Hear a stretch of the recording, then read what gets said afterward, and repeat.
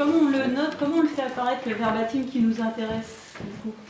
On les met dans une bino. Alors, on peut le souligner, hein? Comment tu dis? Ça va, les verbatim dans les bino, non? En vivo, oui. Ah, en après, vivo, on les mettra, c'est exact. Ouais. Moi, je fais des parenthèses en fait. Voilà, alors ça peut Enfin, être... Chacun sa Chacun sa technique. Non, c'est pas non, vas-y. L'analyse ne saurait être faite sans être en binôme chercheur-co-chercheur. Le chercheur maîtrise la technique et la méthode d'analyse employée, permettant de codifier et d'utiliser le logiciel.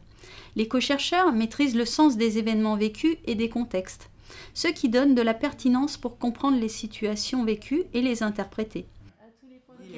Rattacher l'île de France. Alors on va mettre date d'arrivée en France. Ouais. Ça va être un code particulier et après tout ce qui est démarche de régularisation. Ouais, d'accord. Donc est-ce qu'on prend quelque chose là autour de commencer les démarches de régularisation? Mais lorsqu'il est arrivé, c'est là que tout a bousculé. Parce qu'elle était dans une fosse 3 pièces. Ouais. Et elle avait une grande fille de 17 ans à l'époque, 16 ans à l'époque, qui occupait une chambre avec qui je partageais. Et après l'accouchement d'Eva, nous, carrément, on se retrouvait par terre. Ouais. Oui. Donc il y a même le le sol. aussi, le logement devient trop petit. Voilà, il devient trop petit. Une formation est nécessaire pour donner toutes les clés aux co-chercheurs pour repérer les verbatims et les intégrer à l'analyse. Cette formation s'applique aussi aux chercheurs qui doivent développer leur écoute pour intégrer ces apports du vécu dans la recherche. La première chose, j'ai rangé mes affaires, ensuite j'ai pris une douche comme il fallait. Ça fait longtemps que ça ne m'était pas arrivé. J'ai enlevé la crasse d'un certain nombre d'années parce que dans les douches où vous allez, vous n'avez pas une heure, vous avez un temps parce qu'il y en a d'autres qui attendent.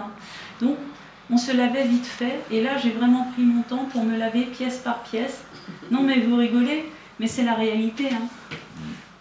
Voilà, donc dans ce paragraphe-là, on considère que c'est un verbatim enlumé, une couleur fictivement, et on se dit, ça se rattache, l'idée qu'on veut faire ressortir, c'est donc le logement, préservation de soi, ça va être une grande thématique, et plus particulièrement, ça va être décompression, repos, par exemple. Mais on aurait pu, si on avait voulu tous ensemble, dire, il y a une question d'hygiène, on aurait pu ressortir.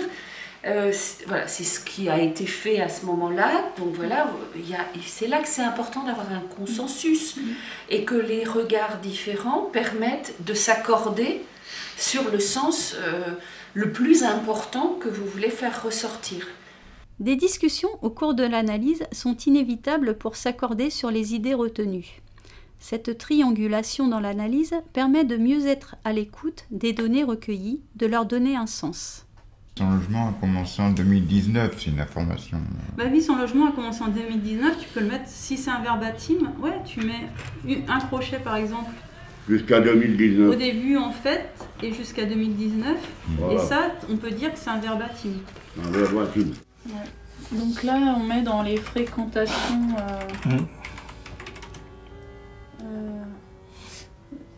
des copains même. C'est pas... Oui.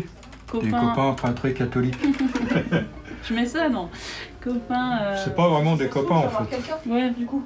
Ouais. Copains de galère... Comment on peut dire qui entraîne difficulté à... Des relations, quoi. C'est les difficultés même plus que des relations. De merde. Avec Patrick, sur les codifications, ça négocie sec. Hein. Ah oui. Je peux dire que... Je peux dire qu'hier ou avant-hier, je ne sais plus quand c'était, sur la création des codes, moi je voulais mettre dans budget, je pensais non.